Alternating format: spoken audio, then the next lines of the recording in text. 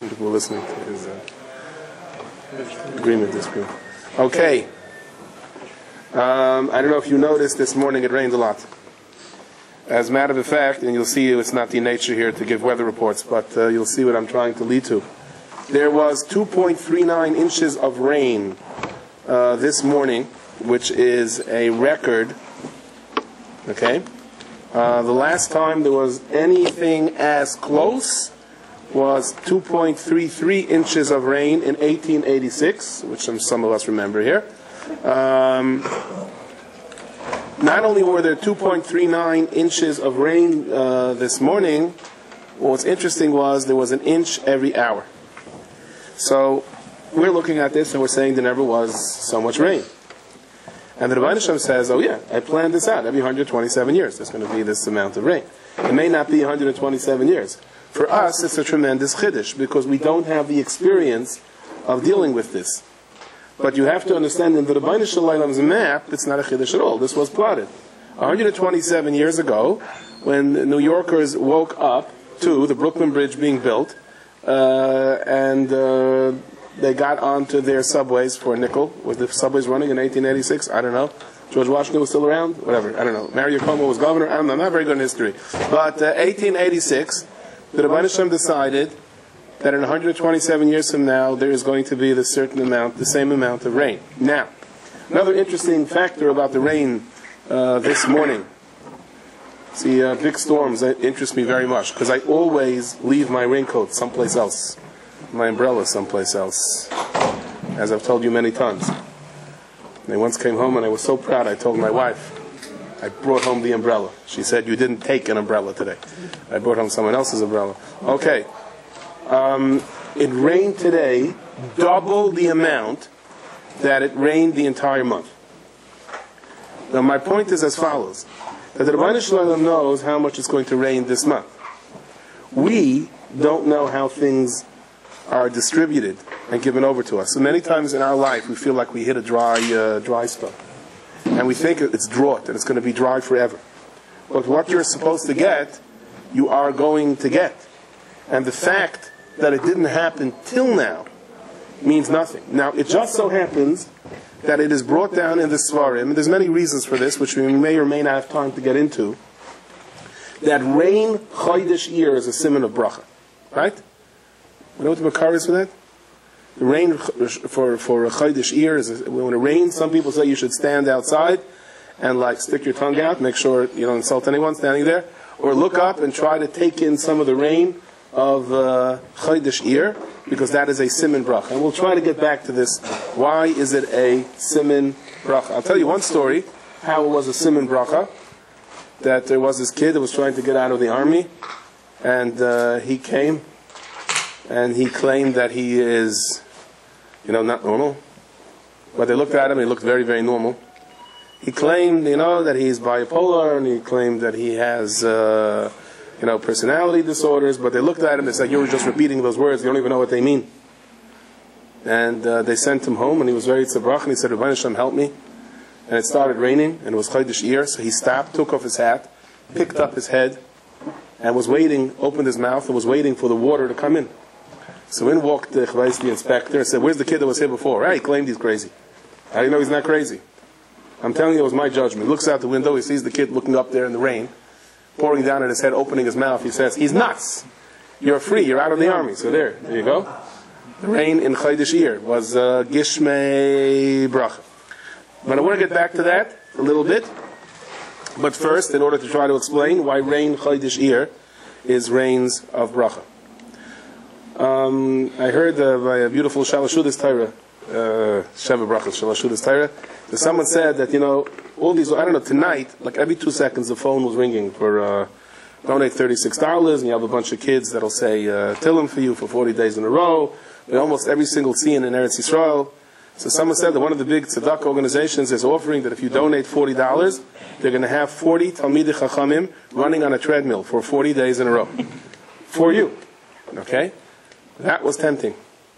As I've often told you, that there was this guy that his wife was trying to get him to lose weight. His doctor was trying to get him to lose weight. It wasn't happening. He just said Tillim. So his wife went and took the only Tillim in the house and kind of screwed it into the handlebars of a treadmill, and she wired it in such a way that if you opened the Tehillim, the treadmill started running. So he had no choice but to run as he was saying Tehillim, and he made up he was going to say a certain amount of Tehillim every single day, and he always did it, and there was no other Tehillim in the house. And if there was, she made sure to get rid of it. Anyway, after a couple of weeks, they looked at him, and it really seemed like he lost weight. And someone said to him, how did you do it? He said, Tehillim is murdik. Don't know the kayach of Tehillim. But the truth is that that's, in a sense, like every other joke. Usually there's some truth to it. Tehillim means that it gives us the kayach to do the right things. It doesn't mean that you sit down and you open the Tehillim and, all of a sudden, Eliyahu Navi comes flying in through the window and says, tell me your wish, here. Tehillim means, maybe there is such a madrega, the talking without a shtadlis, but most of us are not on that level. Tehillim means that we are set and ready to focus, so we do the things in life to help us. So there's this, people may be listening to me say this, but there's some place in Borough Park that has like a gym, and people run on treadmills. And one of the people told me that one of the things they're doing is they show the shear. So I've had people tell me that, I was listening to your shiur and I wasn't getting anywhere because I was running and running and running on the treadmill. So another guy told me you were saying this story, and I actually stopped and I went flying off. So I told him, what do you mean you weren't getting anywhere? The purpose of the treadmill is that you don't get anywhere and you get the exercise. And there are a lot of instances in life where it looks like we're not getting anywhere. And I'm trying this and I'm trying that and it's not working. And we don't understand that the Rebbeinu Shem says, no, this is what you're supposed to do. We don't necessarily get it. Like the famous mashal of the king that summoned 1,000 people, gave them all buckets, he said, empty the lake. They look at the buckets and there are holes at the bottom of the bucket. Not just holes, there's no bottom to the bucket. And most of the people said, either the king is mocking us or he lost it. And they just left. And one guy said, the king told me to do it, I do it. And all night he's scooping up the water, which comes cascading out of the hole at the bottom of the pail. And the king comes by, he says, let me ask you something, why are you doing this? And he answered, because you told me to do it, Your Majesty. I don't have to understand everything. So he said, my purpose here was to wash these 1,000 buckets. That was the purpose. We sometimes think that the job is to draw the water. And we're not drawing the water and we get very frustrated. It's not. Our tafkid is to wash the bucket. We don't understand that.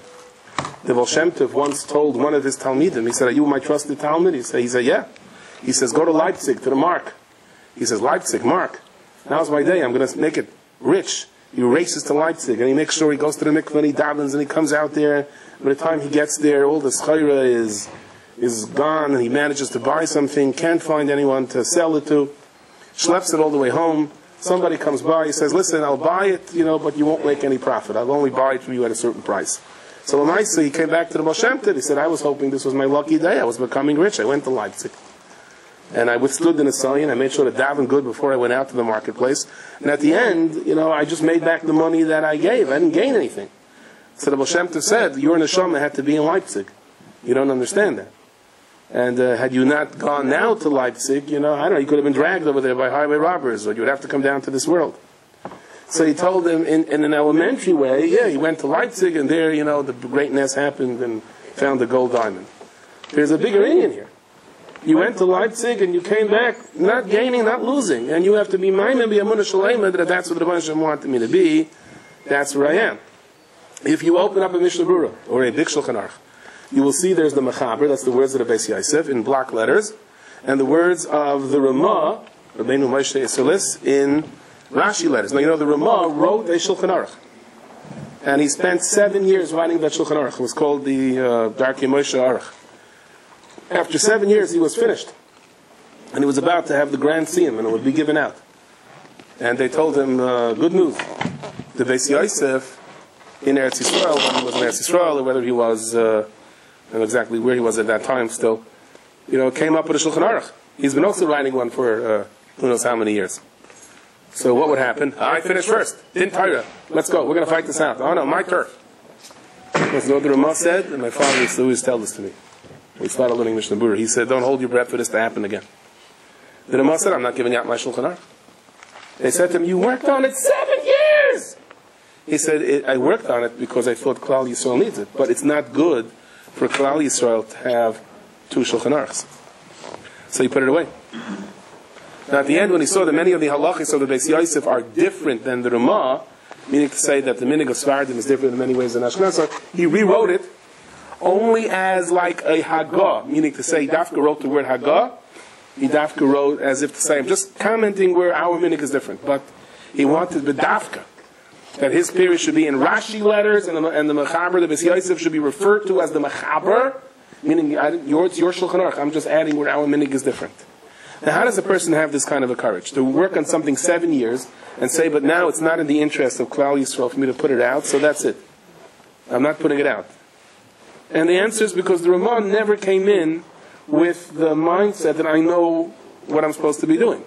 I know what I'm supposed to try to do. What happens, only the Rebbeinu Shalom knows what's good. So if the Rebbeinu Shalom sent me for 7 years to write a Shulchan Aruch, that means the tikkun from myself was to write the Shulchan Aruch for the sake of Klal Yisrael. And if the Rebbeinu Shalom says now, no Shulchan Aruch, so it's no Shulchan Aruch. And you see, you got to really believe that we don't understand buckets with holes in it. We don't understand why it goes so long without rain. Only the Rebbeinu Shalom has the picture. We have to try. We got to do it. That does not mean that if things aren't going your way, you shouldn't try to fix it. But it means to say, that's the point. I try to fix it, and at kan. Whether I'm a success or failure, we will really only understand after 120 years. So, the Shabbos before Pesach is called Shabbos HaGadol. Right. The Shabbos before, between Rosh, thank you so much. The Shabbos between Rosh Hashanah and Yom Kippur is called Shabbos Tshuva. What is the Shabbos before Shavuos called?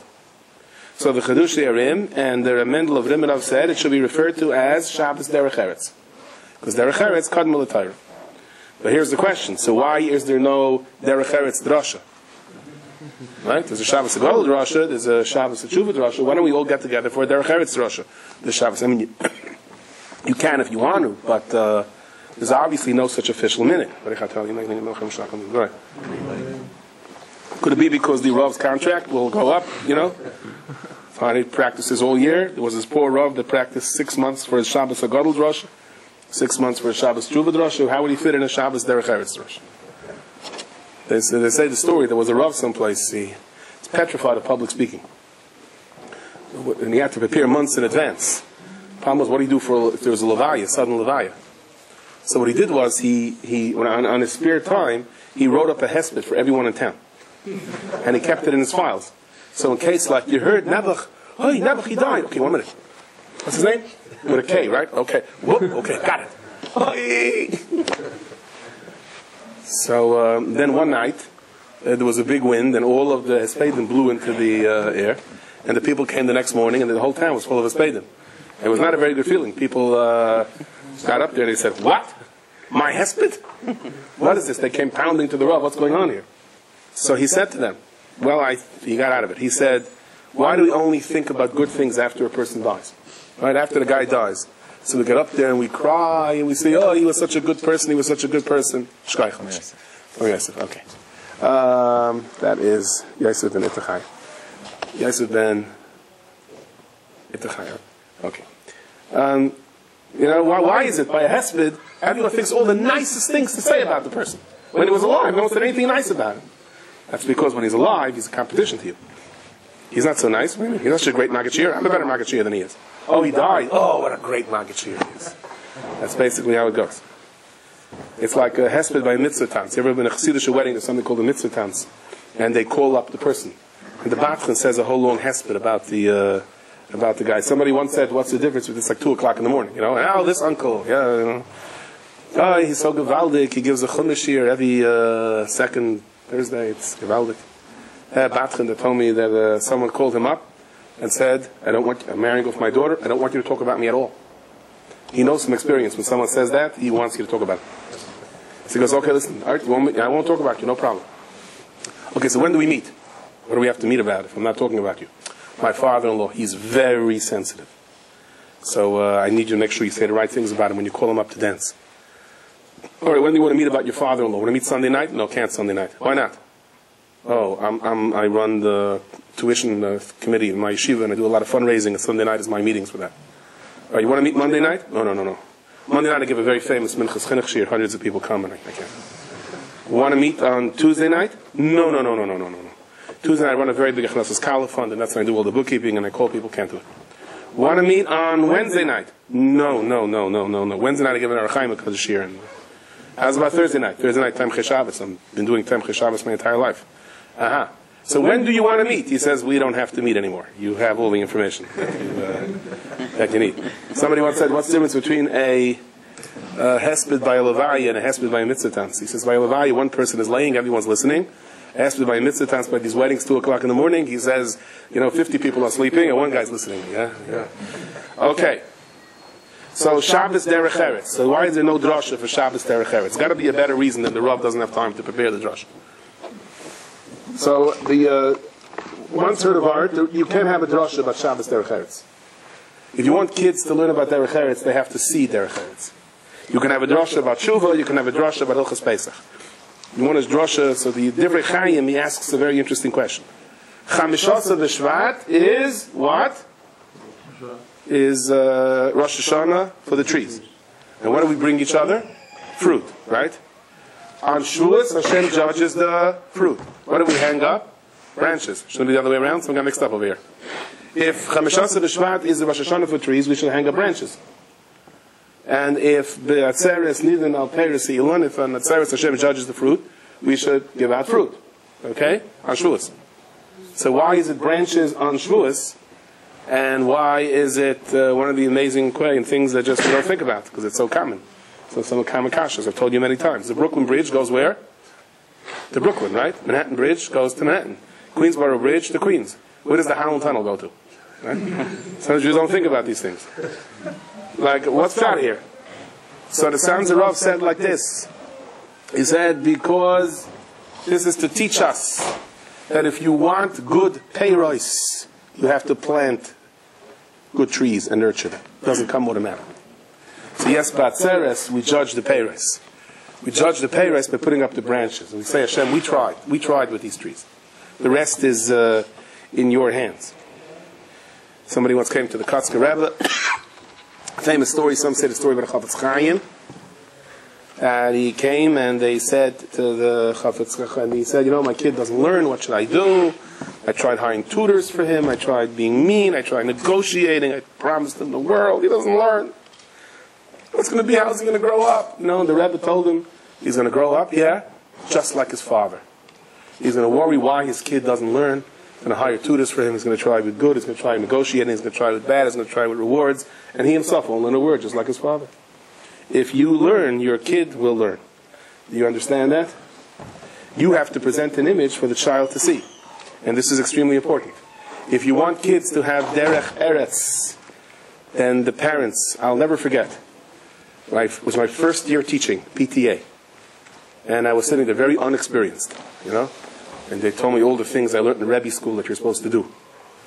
And there was one kid in the class, and this kid was a big kid. Should I tell you? You have to get him into the desk, get him out of the desk. He was the only kid in the class that way. And let's say his name was Moshe. His name was not Moshe. Let's say his name was Moshe. So, I'm seeing parents. All of a sudden, these two parents come in, and they're very nice, sweet, big people. And in my naiveness, I go, oh, so you must be Moshe's parents. They go, how did you know? I said, uh-oh. I said, you have that same smile, just like Moshe. Oh. So I had this kid in my class, first year teaching. He was like the sweetest kid, did not say a word. He was like a selective mute, something like that. If you talked to him, he wouldn't talk to any other kids, never misbehaved, just sat there, pointed his finger, pencils sharpened. If you spoke to him, you said, morning, Chaim. He nodded politely. Feeling okay today, Chaim? Yeah. Everything okay at home? Yeah. You know the Gemara? Yeah. Okay. Something bothering you? No. I don't know what to make of it. So my principal said, listen, discuss it with the parents. Parents come in, they sit down. Hi, we're Mr. So-and-so, yeah. And I say, your son Chaim's like, I try to have a conversation with him, and there's no give and take. And they're looking at me and they go, yeah. It's quiet, and I'm saying, it's not like, don't get me wrong, it's not like he misbehaves or anything. He's like a sweet kid. I just don't know what's going on underneath him. And they go, mm-hmm. And then I said to myself, Well, no, you see, the kid is okay. You know what I mean? It's obviously very, very clear what's happening over here. So the emes is that's true for our children. It's very, very true for our children. We have to realize whatever we do, our children are watching us. And if you want children to be Bali Derech Eretz, you can blame the generation. It's a generation of chutzpah, it's a generation of this, a generation of that. But the bottom line is, and I know friends can make a very big difference, and you can have a beautiful house, and the kids can still be mechutzafim, but the pashut shot is that kids see what's going on at home. And kids are extremely sensitive, even the way the father and mother talk to each other. You may think they don't get it, but trust me, they get it. The Rav Shlomo of Seville had a chassid who once came to the Rebbe. He said, Rebbe, I used to wake up in the morning and read the morning paper over a coffee before Schachter. Sorry. When my kids started getting older, I was embarrassed, so I leave the paper outside, I open a Gemara. It's way back and forth. I try to remember to take out the same Schachter every day, so the kids shouldn't chap. But I feel like I'm a liar. I feel like I'm just, it's fraud. Is this a metach shaloi l'shma ba l'shma? Is this almanas l'kanter? So the Rebbe said it's 100% l'shma l'shem chinuch. That what you do, because you want your kid to see a better father, a better mother, is 100% l'shma in terms of chinuch. And that's an extremely important yesod. You want kids to have derech eretz, remember that they are going to watch you. And for the most part, that's what they are going to be. I have a friend of mine who went to the Klosenberger Rav, Zecher Tzadik Bracha, and the Rebbe just finished davening. It was like 2 o'clock in the afternoon. And he was talking to him, and he took a 2-year-old kid for a bracha. And the 2-year-old kid was playing with the Rebbe's, not the tefillin, but like the covers for the tefillin.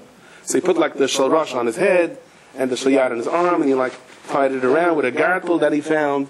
You know, the father was so proud, and he said to the Rebbe, he's putting on tefillin, yeah. And the Rebbe said, and how come he knows what it means putting on tefillin? You don't down with a minion? How does this 2-year-old know what it means putting on tefillin? The guy turned red in the face.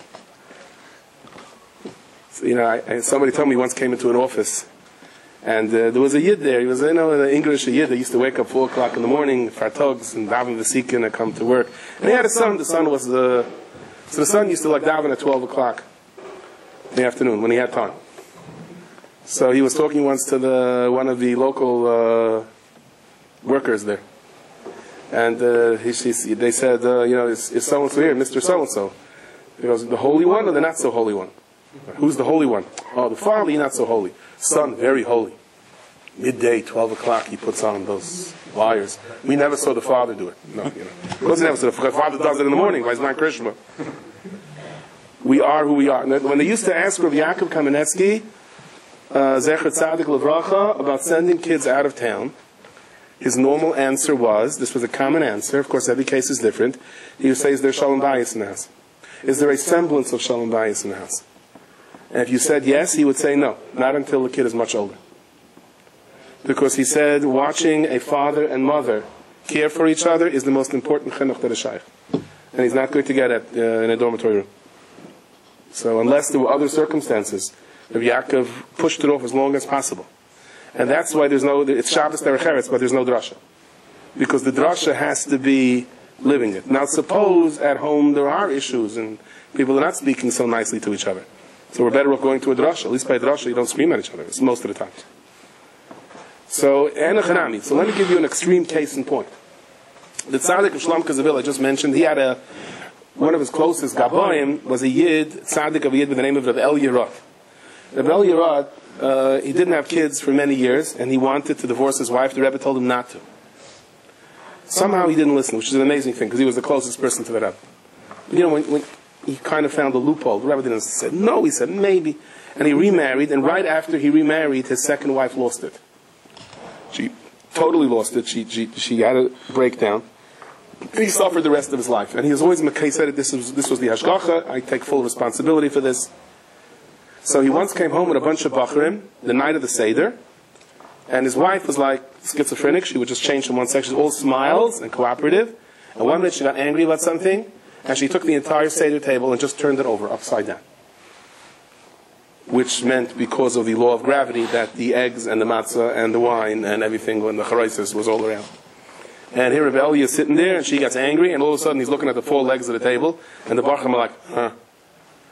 And he smiles, And he asks them to please turn the table back over, and they may not have shleimim anymore. Who says you can't have a scrambled egg for Beya? So they looked at him, they didn't know what to say. They realized the life that he lives. So he said to them, I'm telling you, I'm used to this, and it's fine. I'm okay with it. I turned the table back over. And then he said to the Bachrim, and this is the real meaning of Chayris. This is the ultimate meaning of freedom. I'm ready for whatever happens, and I deal with it. Understand that. So I mentioned this story to someone. So a Yid came to me this week, and he said that he once went to Revel Yirak, Ish Kadesh, and he asked him, he said, I have a problem with anger at home. I get angry. How do I deal with it? So he said, his Rebbe of Shlomka said, anger, forget about anger. Even a kapedi you're not allowed to have. You're not allowed to be makbid. That's what Shlomka said. To give you an idea of Rav Shlomka, what that meant, he was not makbid. When he came from Europe, he had an underground yeshiva in the Russians caught him and he escaped. And he came to Eretz Yisrael. He told his Einikel that I'm taking my Rebitzvah and I'm throwing it into the water. I don't want anyone to know who I am. I want to live the rest of my life as a hidden tzaddik. No, I don't know if you use the word hidden tzaddik, but I want to be hidden. And he sat and he pulled it off for like a year or two. He learned in the Chai Yolam Shul. No one knew who he was. They thought he's just a schnarr that sits and learns all day. But of course, if you're supposed to be revealed, you're revealed. They said that the Baal Shem Tov had to be revealed. That was a punishment for him. It was a punishment because his Ritzua touched the floor. He wasn't careful with his Ritzuas of his till. They said his Richard Magid wanted to be a hidden tzaddik, and he once traveled to Chalamoid and it wasn't necessary. For that there was a punishment, he had to be revealed. I once heard the close of Megarov say the story, and he goes, and I know people that would travel on Shabbos because they want to be revealed and it's not working for them, he said. So somebody came to Eretz Yisrael, the Rav of Yerushalayim kept getting money to give to the Zvil Rebbe, but he didn't know of any Zvil Rebbe. Finally, a man came from Zvil, and he's looking amongst the Archi-Parchis, the wayfarers. He goes, that's the Rebbe. He's been sitting there 2 years. He just sits there. He had nothing to eat. So, not that he had a big Rebitzvah, but, it's not a big court, but he was an Ish Kadesh. People went to him, and there was often a Ruach HaKodesh. He would tovel himself in the mikveh and give answers. We'll leave the Ruach HaKodesh aside now. And he's the one that took all the people when there was Shul Rama was coming into Eretz Yisrael, and there was a terrible pachad, and the Grand Mufti of Jerusalem was already talking about concentration camps and ordering the parts for the gas chamber. He went to the Arachaim HaKodesh Sea and he said the Germans are not going to come in. He sees the Shem Avai, Yudke, Vavke lit up all over it. And when things weren't going so good with the war, he said, I have no doubt, don't worry about it. But he was fasting and crying over the Yidden in Europe. Lemaisa, he told them, Amaya Chrayas, they're not coming into Eretz Yisrael. He was Nifter, Chav of Iyar was his yard site. So it's still within, the morale says, if within 3 days of a yard site, it's still loved to the yard site. He was nifter on the day the Germans surrendered, which was that day, Chaf Avir. But Akopanim, so Shlomka built himself a house. It's still there in Yerushalayim. When I say he built himself a house, this wasn't exactly a luxury condo. It was more like a oversized tin can. And he had and there were hundreds of people. He had Yisoimim, and he had people sleeping there, and food on an old kettle that was cooking for anyone that came in, and he had every Sidrait, and normal person, and people came to him from all over. There was no day, there was no night. So he lost Nebuchadnezzar's son and a daughter-in-law, and afterwards he had an extra room for them, extra part of this tin thing structure. People still, they come to learn there the whole Thursday night to this day. So this woman came and asked the Rebbe if she could spend the night there. So he let her spend the night there. The night became 2 nights and 3 nights and 4 nights, which sometimes happens. She had no intention of leaving. You know that story, the guy sees someone in the airport, he says, you're just coming to collect money, you have where to go? No, come to me, spend the night by me. And he's already there 6 months, they have no idea how to get rid of him, he has no having, and he's getting more and more comfortable. So the husband and wife, they decided a plan like this. They said, we're going to sit down by the meal, and we're going to have a disagreement. We're going to turn to him, and what do you hold? If he says the husband is right, the woman will get so angry, she'll say, get out of the house, never come back! And if he says the wife is right, the husband will say, you embarrass me! Get out of the house, never come back.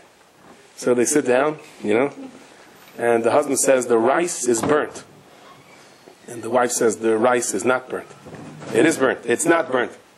And they turn to this guy and they say, is it burnt or not? He says, being that I plan on staying here another 6 months, I am not answering you, he said.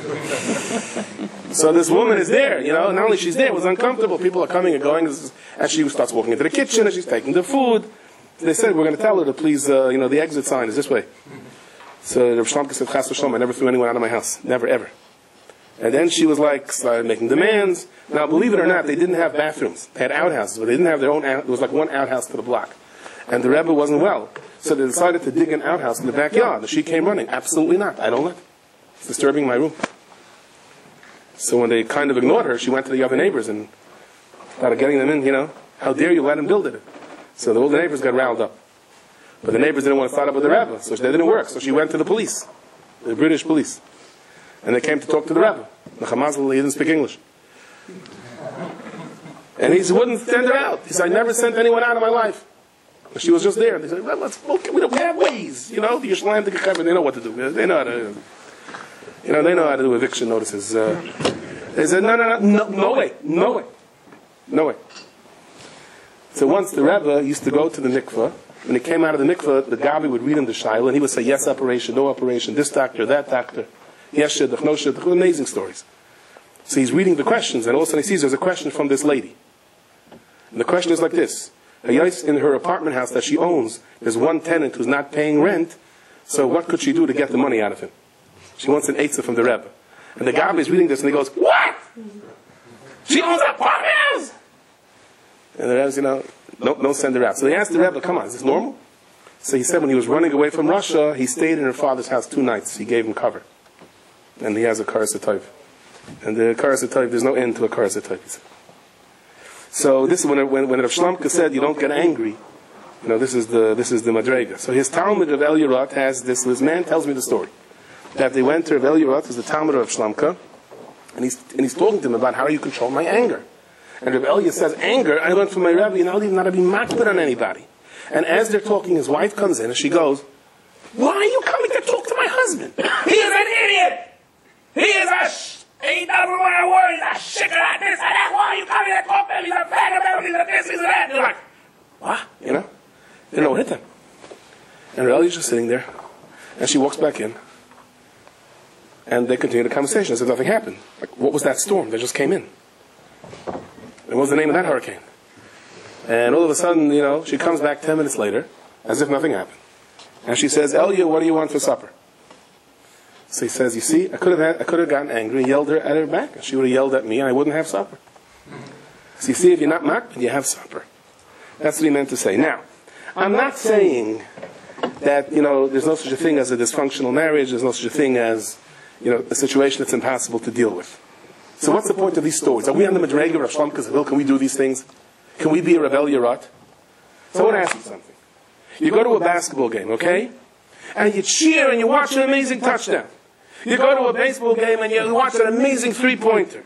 You go to a football game and you see the hat-trick and you're so excited. You go to a hockey game and you watch a no-hitter. Okay? Where I come from, you can't show too much and you get in trouble. So I have to confuse it a little bit. And someone told me, but you got it all wrong, so that means you're right. You know what I mean? You should have gotten something right by mistake. I once did this someplace. The guy came over to me. He said, I know what you're trying to say. He says, you think you hit the nail on the head? I said, more like the tennis racket and the golf ball. I said, why do you watch a hero? Wow, he hits 25 home runs. Can you hit 25 home runs?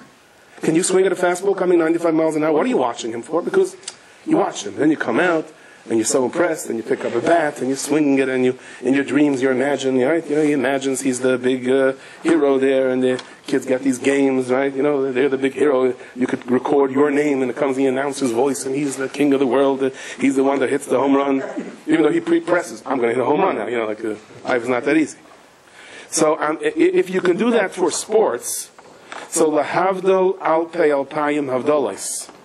So we have to listen to these stories, and we have to say, no, I can't do what Rav Shlamka Zavil did. I can't do what Rav El Yerot did. But there's a long range, you know what I mean, between what I'm doing and what they're doing. There's a very, very big difference. If you show your child, I'm not talking to husbands, I'm not talking to wives, I'm talking to everybody's big brothers, little brothers, wives, sisters. If you maintain peace in the house for the sake of your child, you're giving your child the gift of a lifetime. And even if your child sees, and I've had this sometimes, he embarrassed me in front of my child. She embarrassed me in front of my child. How can I let that go? And you'll teach your child what you do when you're embarrassed once in a while. Nishkefel, not the end of the world. You see how it's going to, that's the gift of a lifetime. You're going to give a child. When the Gemara talks about the Kabbalah Torah, So the Gemara mentions aluva kala shezinse tachas chupasa. How embarrassed is a kala that was mezana, that wasn't loyal, right under her chuppah. And the Gemara is referring to the chet egel. Acha melach b'msiba near the nasan reicha. Because Baruch Hu gave away the fragrance. Sirach says because Baruch Hu gave away the fragrance. It doesn't say that it decayed because we are still loved by Kadosh Baruch Hu. And then the Gemara proceeds to darshan this pasuk. Now love him ve'inam olvim. Those that are embarrassed and they don't answer back. They don't embarrass back. Shoyim and cherpasan, they hear their cherpa. What's cherpa? Disgrace. Ve'inam meshivin. They don't return the fire. Semechin the Yisurin, they're happy with their Yisurin. Kitseis Hashemesh b'gvurasai. They are like the emerging sun with all its strength. Chavetz Chaim breaks this up into 3 levels. There's no love and ve'inam olvim. You come into shul, someone is in your place. Okay? And you're like, excuse me, it's my place.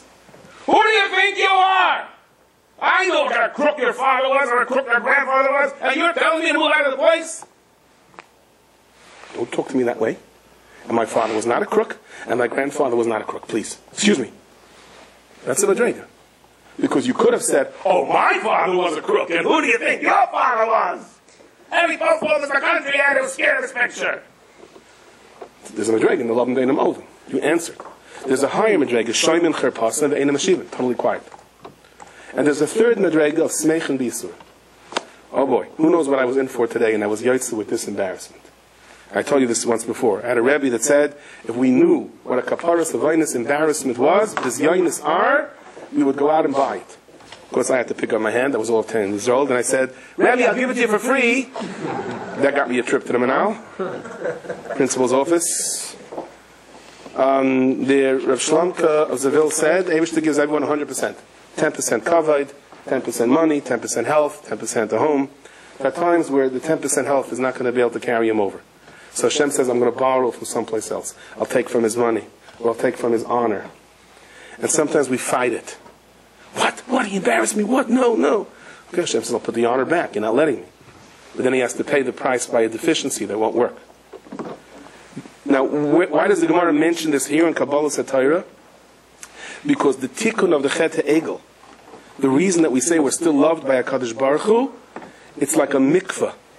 Being embarrassed or going through a difficult situation at home and avoiding machloikis and saying, okay, Rabbi Shalom, I'll live with it, I hope it passes, is like toiveling yourself in a mikveh before Matan Torah. That is the derech eretz kadma l'Torah. Now, you know, Kadosh Baruch Hu said to David and Melech, you're going to be punished because of the sin of Bathsheba. You want someone from the outside coming to kill you, you want one of your own children. And Shlomo and David picked one of his own children. And Avshalom would rise up in rebellion against him. Now, what could be worse than your own child rising up against you? But David said, perhaps he'll have Rahmanas on me. You have to realize, and Rav Shlamka said this as well, there's a certain amount of embarrassment a person's going to get in his life. If you're getting it domestically, if you're getting your pressure domestically, would you rather have that, or would you rather have an external person coming in? It's a tremendous kaparas avaynus if a person, it's a Gehenna discount if a person is willing to deal with it. And I once said to one of my Rosh Yeshivas, I said if someone has a bad wife, he doesn't have Gehenna. He has Gehenna down here in this world. A bad wife doesn't mean that she's bad all the way through. Like in the case of Rebel Yerut, she wasn't bad, she was never sick. On any given day, I'm a bad husband and she's a bad wife. Because we're human and we're having an off day and we say the things that we shouldn't say. And if on that given day, you're willing to deal with it, I'm not going to answer back, you got a Gehenna discount. And you still have a beautiful life. Because you didn't answer back. And I want to say, I saw this so much in my years of teaching. That sometimes somebody, a teacher is a human being. He can also have a hard day. And he can also say something which maybe you ought not to have said. So the kid comes home and said, my Rabbi said, my teacher said. It's nothing. You know what he called you? He said, what did your teacher say? So I found what happens is, people always come to me, my Rabbi said something inappropriate to my son. I don't know what the version is. It changes in many different ways. But what's appropriate, what's inappropriate. I tell you this story many times. And one of my kids, Baruch Hashem, he's a fine young man. But he gave me a run for my money when he was in Cheder. Boy, there's nothing like being called by a principal to come down. So he was in kindergarten. And he comes in the first day and had a brand new Rebbe. He has all the kids lined up. And he asks each kid with a roll book, which I never did on the first day. He said, Visa Heisti? What's your name? Visa Heisti? So he comes to my kid. He's in kindergarten, mind you. He said, hi, Steve. He goes, what? What's he saying? I don't know what he's saying. So he assumes he doesn't speak Yiddish. He goes, what's your name? What's your name? He goes, wusste you know? So the kid came to me crying. He said, the Rebbe threw me out on the first day. I said, why? He says, he asked me what my name is. I didn't understand what he was saying. And that's not what he was saying, you know? So never mind if the kid says the Rebbe did something inappropriate. Let's wait, you know? Well, hold on. But let's assume that the Rebbe said something he ought not to have said, or the teacher said something you ought not to have said. Tell me, you as a parent, you never said something you ought not to have said to a child? So people always say to me, what should I do about it? This is what the teacher said. I said, I want to ask you something. Is it an ongoing thing?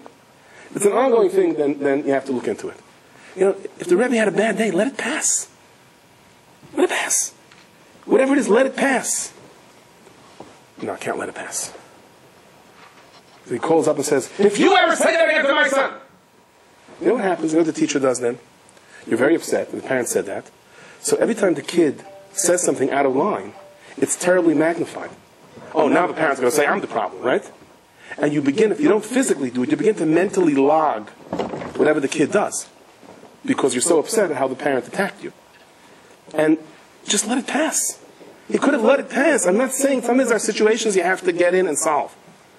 But everyone is entitled to a bad day. Swallow it. Gegangen weiter. You'll have supper.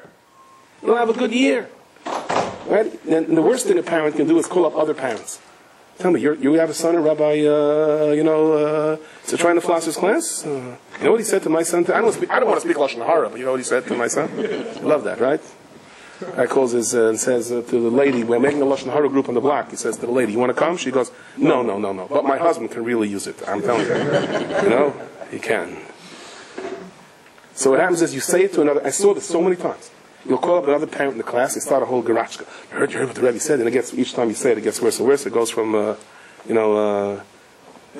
Rebbe's son said, Mashiach is in the street. Mashiach is in the street. Everyone's wanting big music, singing, torches, music. What? I never said that. What did you say? I said, Mashiach is nas. I said, my shoe is wet. It came from Mashiach is nas. Here, till Mashiach is in gas. You know, that goes very quickly. What happened? It blows up very big. So what happens is very often the kid may have an issue with the teacher one day. Parent calls up a bunch of other teachers, and other parents, and everything's fine afterwards. The kid loves the Rebbe loves the kid. 6 months down the line, there's an issue with a different kid. And the other parent says, what happened today with my kid? I want to tell you that even Mrs. So-and-so is complaining. Right? And all of a sudden, like, how does the Rebbe deal now with your kid? Oh, you're going around complaining? You're like, no, it was only 6 months ago. I was like angry and I was calling. If you could only wait things out, then you have supper. Everyone knows there's such a thing called road rage. Okay? So let me tell you what's happened. It's very complicated. You're coming off the Long Island Expressway onto the BQE. So that's like a... So, I don't know, for whatever reason it says, Brooklyn, right. You get into the right lane, it goes, exit only. Get back out. In, out. Midtown Tunnel, Brooklyn Tunnel. So these exit onlys always mix me up. So I'm on this exit only ramp, and I'm trying to get back into the thing, and I guess, I don't know if I cut off the guy in front of me, but wherever he thought I cut him off, I guess. And then I wasn't sure if I was in the right lane or not. It's like I slowed down. So you cut somebody off and slow down. That's like a... So this guy was after me. He was blaring his horn, he was chasing me wherever I was going. And let me tell you something, that thing, my car, I never drove so fast. It was like my car was saying, what happened to you? Like, the gas pedal saying, I never went down so far. And I don't know what to do. He's coming after me. And he pulls in front of me and screeches to a stop. So I figured I'll get off in Williamsburg. Maybe it's a good time to pull up to Bedford, between Bedford and Lee. That would be a good place. Or maybe I'll drive in front of the police station. I don't know what it was. But he followed me a good half an hour doing this. Because he was so angry that I cut him off. I felt like saying, I don't know who you are. When I cut you off. As if it's a personal affront. Personal affront to whom? I don't see who's inside the car. How dare you get ahead of me? So road rage is because a person's life is so empty that this is his whole chiyas in life. So if you cut him off, he's willing to die for it. He's willing to go after you. The whole life stops because he doesn't have a life to stop. So why not? So if a person's life is empty, and that's road rage, that means if your life is full, then you can deal not only with road rage, you can deal with the most complicated domestic issues at home. So very often, our ability to deal with the people around us depends how full is our life. Who are we? The Moranayim, the Chernobyl dynasty. It all started, the grandfather was a shamus. He was in shul the night of Yom Kippur, and those days they used to give out machzorim, and the rich guy in town came late, and all the machzorim that were left were the ones without the cover on it. So he gave him the machzor. He said, "This is the machzor you give me." Smashes him across the face. The night of Yom Kippur. Very holy act to do. And he said he was about to smack a mac. And all of a sudden he stopped right short. He said, no, he's stuck at the gvir. He probably was embarrassed. He said, I'm sorry, I should have put away a machzor for you. I'll make sure to do it okay. And people came running and they said, how did he do that? Shh, nothing. That year he was zeicher to a dynasty of children. It takes that one moment in life. Swallow it. And the supper that comes is so good. So the Chayzev Lublin said a story, different versions of the story. There was a man who used to fast from one Erev Shabbos to the other Erev Shabbos. Mamash, he fasted. And every Erev Shabbos he came, and right before Shabbos he had his wife would make for him, cook down a cup of milk, make it very condensed. So it was like, then he would go to the mikveh. And he was almost zeicher to Ruach HaKodesh, or Gili Eliyahu. But they said, no, he has to be one test beforehand. And he comes home, and he says, where's the milk? And his wife said, the kids were playing around, I scared it was going to spill, so I put it into the closet where your mikveh closes. Well, the kids were playing around the mikveh closet, and the open bottle of milk was now in his clothes, as Zinyan to wear big day lovan for Shabbos. Anyway, said he blew it. He exploded. They said he lost it. He went later to his Rabbi, he said, you almost had it, you blew it. And the Baal Shem Tov says that very often before a person is due for a promotion, they give him a sign of anger. And be careful, watch out. So it says, they came to Midbar Sinai, and then what does it say afterwards? They left Midbar Sinai. What's going on? The arrival before the departure? What kind of airline is this? First they came, then you tell me where he arrived from. So there's a Rav told me this story, or I heard it from the child of a Rav. So as far as the elder Chosh of a Rav. So he said there was a Yid that came from a certain foreign country, and he was a Levi, and the Rav is a Levi. So this Yid got an Aliyah from time to time. But he was furious why the Rav gets Levi every week. I'm also a Levi, I want an Aliyah. And the Rav would say, give him the Aliyah. No, chutzpah, Rav gets the Aliyah. Every week there was a hole for years. So the Rav said, I'll take Achra. It doesn't pass. Give him Achra. Oh, I want Levi. I'm a Levi. It's a bizarre to my grandfather. So after years, his older brother came out of this country with no one. And it was a big cover. He came to town. Couldn't believe it. He found him after all these years. So the Rav said, do me a favor. The older brother, give Levi. So they go over to the older brother. Yeah, I'm a Levi. He goes, well, I'm not a Levi. What are you calling me up? Because you're not a Levi. He goes, that's your brother? Yeah. You have the same father? Yeah. But how can he be a Levi and you're not a Levi? He said, he's not a Levi. He's no Levi. He doesn't know what he's talking about. How many times do we spend our life defending an honor, and the honor is not the honor? That's not where it is. But they say, this guy goes over to a Rav the first night of Sfiras HaOmer. He says, I see you're about to bench, Sfiras HaOmer in front of everybody. That's the minute the Rav does it. He goes, if you want, I can be mitzvah you in case you have a problem with the Bracha. So he goes, how can I have a problem with the Bracha if tonight is night number one? He goes, I got a problem with the Bracha. Right? The Yidden had to arrive at Har Sinai, says the sons of Rav, to realize, what was all that fighting before him? Rashi says, they were fighting. They came to Har Sinai, they were together. When they arrived at Har Sinai, Hashem said, let me tell you, you don't know the reason you're down here in this world. And they had a little bit of a blick into the future of what the world is all about, what HaKadosh Baruch Hu is doing for them. They saw HaKadosh Baruch Hu's GPS, and they understood you're riding on a treadmill. It looks like you're not getting anywhere, but you're saving your life with the exercise. I'm washing the pot. It looks like I'm not filling up the pot. HaKadosh Baruch Hu knows these things. They said, what are we fighting about? We lost supper. Look how much pain. So they went back to Refidim and said, we got to redo this. What were we fighting about? Somebody told me, and they heard the story from the Yid. That his town in Germany, there was such a fight over who the Rosh HaKol is. They were like, what the Gishmei, mamish, hats and balls, and I don't know what was flying over there. To be the Rosh HaKol. And the Germans came into town. They marched everyone into shul. They said, take out the Sifrei Torah. So this guy got up. He goes, now who wants to be Rosh HaKol now? What were you fighting over? What you did was you lost supper. So someone told me there's a story that somebody raised a tremendous amount of money, wanted to raise a tremendous amount of money, some philanthropist. So he called a bunch of people to this big, exquisite party. And here was the deal. Everybody would get a thing of whiskey that you spent $20 for, and they put in a tiny diamond into the cup of whiskey. The CC diamond worth about $10. But one diamond would be a 14-karat diamond that was worth around $5,000. You didn't know who was going to get it. And they gave out 400 glasses of these champagne. Everyone charged $20. I know none of the Moses thought about this yet, but that's what this guy thought of. So they couldn't figure out what happened to the real diamond, like who won it. And they realized the guy was so shikker from the stain that he swallowed it. There it is, you know. You know how many people we're swallowing up our lives? What are you doing? We have a dime, you have kids, you have a life. So who cares? Someone said something. How am I going to defend my honor? Oh, if I give it, I let her get away with that. If I let him get away with that, then tomorrow's going to be this. Forget tomorrow. Forget tomorrow. We're counted multiple times. Rashi says, beginning of the Seder. Yetzias Mitzrayim, by the Chet Egel, by the building of the Mishkan. So the Bar Moshe says, in our life, there's the Yetzias Mitzrayim. Everything is perfect. We're going to blow it by the Chet Egel. It's part of the map of our life. We come back with a binyan HaMishkan.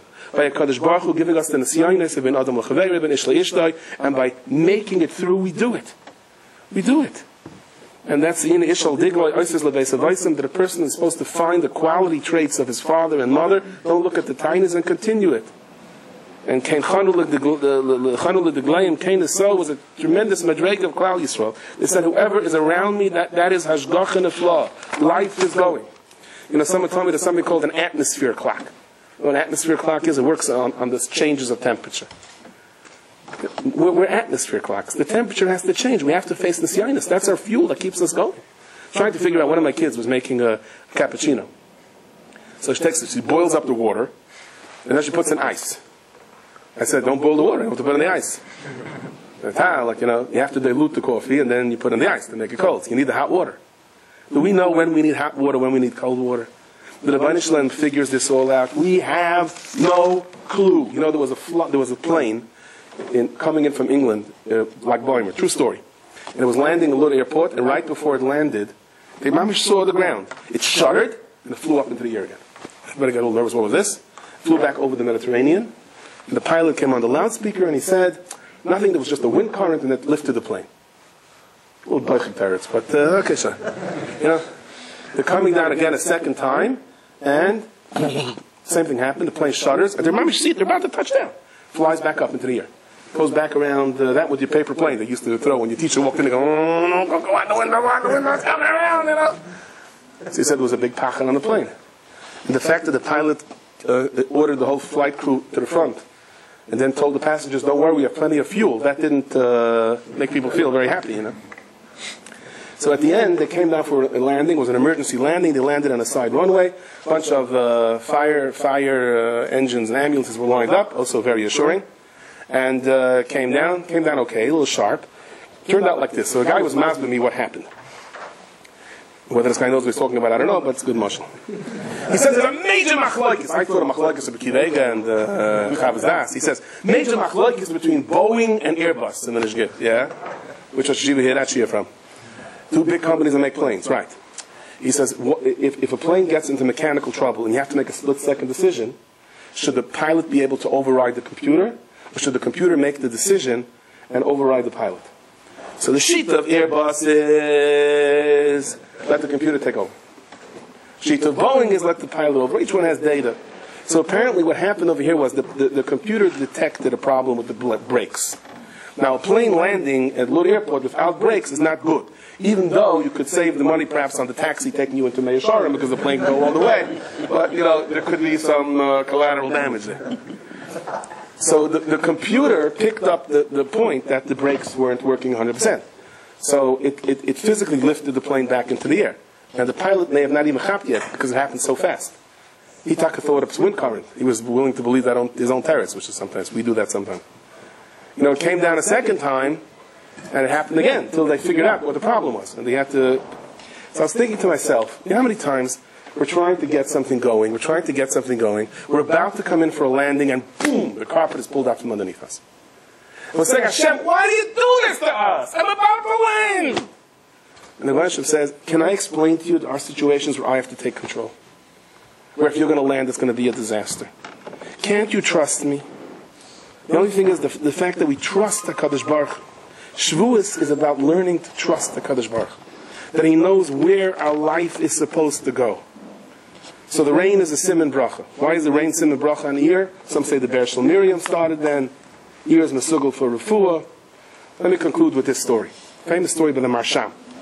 Marsham used to go to an army base near his town, and he would invite all the soldiers to come for Shavuos. And one day he comes to the supreme commander, was in a rotten mood because his eggs came boiled instead of hard or something.